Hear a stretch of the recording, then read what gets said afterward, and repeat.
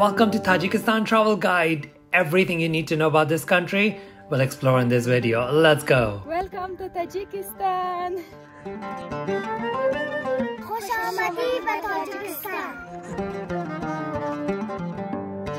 Welcome to Tajikistan.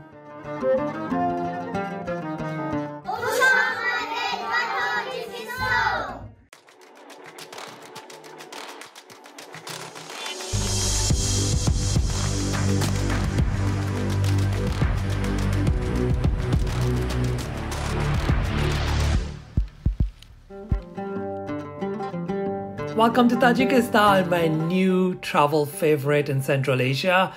Did you know that 93% of this country is mountains? Well, there's a lot more, but you need to come prepared for this beautiful country because tourism is not very common here, which is a plus point, trust me. If you watch the whole video, you're adequately prepared for what to bring, what to expect, and how to have the best time. Let's start. I want to talk to you about the visa for this gorgeous country. Now, most of the visa on arrival has been changed, so you need an e-visa, which most countries can get online. I would recommend two things. One, apply well in advance, at least 3 to 4 weeks, because sometimes it's a bit of back and forth. Secondly, do provide your itinerary even though they don't ask you for it, because they will ask you for it. It is time to introduce you to your best friend in Tajikistan. The money. This is the money of Tajikistan and this is what it looks like. So basically you will need cash here, especially when you're going on trips. You will definitely need cash here. There's not a lot of places where you can spend with your card. So first thing you gotta do is land in Dushanbe or wherever you're coming from, go to an ATM machine or an exchange and get yourself some money. A lot of places just don't take dollars. A lot of places just don't have ATMs. Huge stretches of places, nothing where you can exchange or withdraw money. So this is your best friend. I don't think there's a lot of card payments outside big cities. So again, cash is king, right? Let's continue.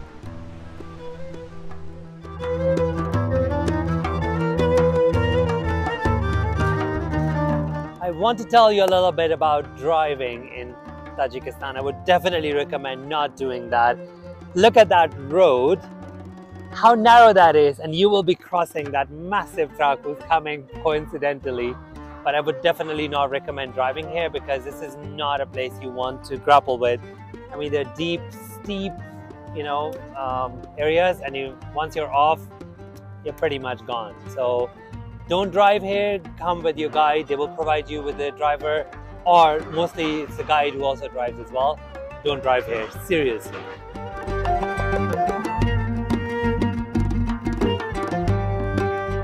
I want to tell you a little bit about phone, SIM cards and internet in Tajikistan. So there are two main companies, T-Cell and Megaphone, and I would recommend Megaphone because they had slightly better coverage, especially in the cities. If you're banking on internet, it is painfully slow in Tajikistan. If you're working remotely, think about it again. The internet, even in the cities, is really slow. So yeah, it sucks. For about 2-3 days, we had no internet, especially where we are right now. In some parts, T-Cell had better reception, some parts Megaphone. So yeah, just get like a low package when you arrive and that's going to be it. Don't bank on it, seriously. The language is Tajik, which is actually Persian. So it is written in Cyrillic. That's why it's considered Tajik instead of Persian. Another interesting thing is that it's the only post-Soviet country that has Persian culture. That actually is a big reason I have more of an affinity for this country. Being half Persian, I feel closer to these people. A few things that are very common in Persian culture are also very, very common here. In terms of practical things, I would recommend downloading the Tajik and Russian language packs because maybe in Dushanbe a few people speak English, not that many honestly, but if you don't know Russian or Farsi, it will not be easy for you to get around. So yeah, get prepared for that. You will need a bit of translation pretty much everywhere. The higher you go up, it will be more difficult, especially in Pamir, where the main language is Pamiri. tell you a little bit about the people of Tajikistan. They are super nice, really hardworking, and they're really, really friendly. They will try their best to make you as comfortable as possible. I am really, really, really impressed by how nice, friendly, and amazing they are, and like a massive, massive, massive amount of love for Tajik people. Mwah. One more thing, by the way, if you go along and you think this is all pretty derelict, just turn around and you will see the entire place has been converted, sort of, with tons of greenery around. That's one more amazing thing about Tajikistan. Wherever you see people, you will see greenery, lots of trees, and wherever they have a little bit of water, they will convert it into a beautiful green place. Amazing. I think a big question at this point, which you will be asking yourself as well, is it safe to do this trip? So two things here. One, generally within Tajikistan, it is really safe to just walk around. Like my friends have been here before me. Walking around the cities is absolutely fine. We've not locked our rooms or our doors or our car anywhere, and people are really nice. Like if you lose or forget something, they will come and give it to you. When it comes to the border, it is a little bit different because yes, there could be flare-ups, there's a little bit of movement within Pamir for separation that flares up sometimes. So you have to look at the situation when we plan, and you never know what's going to happen. So that's a little bit of a risk. I would consider it moderate to high depending on the time. Third thing is the border. So if you are worried about being so close to Afghanistan, honestly, we've had no issues at all. People even waved at us from other side, and we thought they were part of the Taliban patrol, although we couldn't be sure. The other thing is safety when it comes to driving around. So some of the roads here are pretty difficult.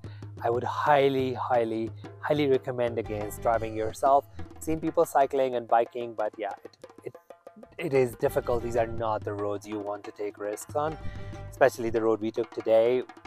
That and the Upper Vakhan road were probably the scariest of them all. So overall, within Tajikistan, it's perfectly safe. Border, you have to see along the time you're coming.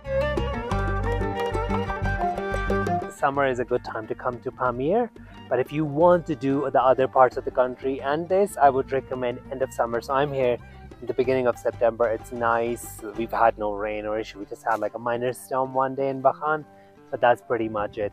And then when we get back to Dushanbe, it will be nice, around 30 degrees, because in the summer the cities can get pretty hot. So yeah, bring some good clothes, SPF, some face masks for all the dust, and obviously come at the right time. That makes a huge difference. Tajikistan is insanely beautiful, but this incredible country requires some careful planning. So I've created a playlist that gives you all essential information to get to this beautiful country and have an amazing, amazing time. So click on the link above and check it now.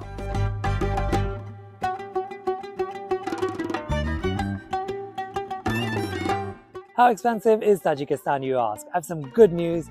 It's fantastically cheap. Really positively surprised at how good the value of money is in Tajikistan. Most amount of money you will spend will be on your tour, which will be your car, your guide, fuel, etc.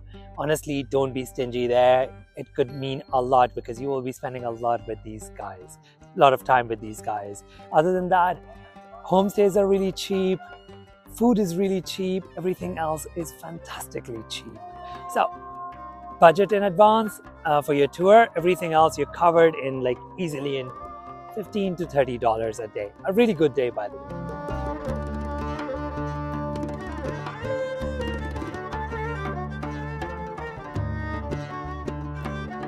So most of the homestays kind of look like this. It's someone's house, and what I really love about these places is the abundance of flowers, veggies, fruits. They put everything in it to make it lively. It's always colorful, and they always try to make you feel so welcomed. It's nothing, the luxury you see in a lot of hotels, but they try to make you as comfortable as possible.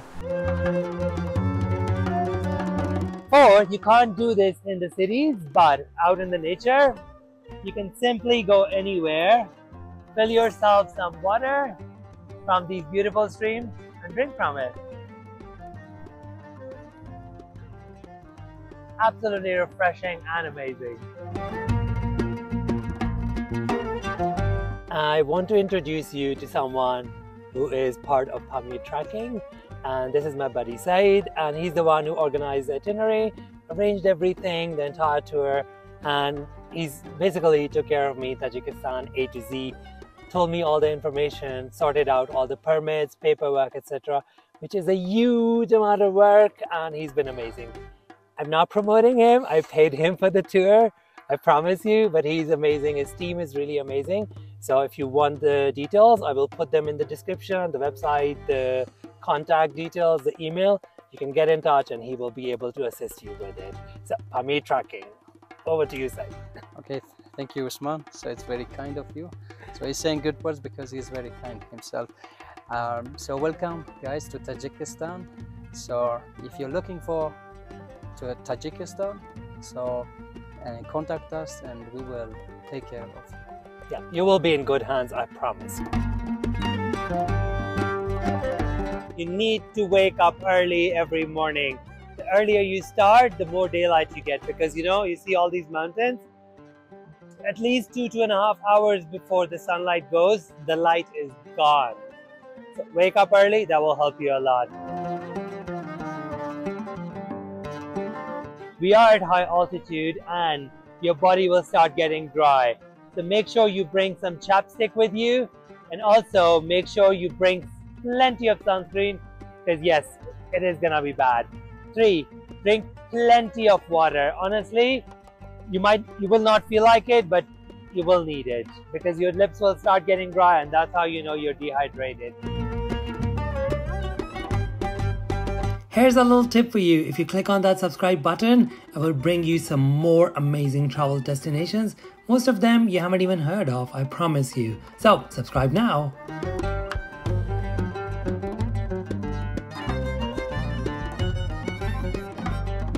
Now that we're ready with all the information, let's start this beautiful adventure. Click on the link above and meet me on the first part of this epic road trip.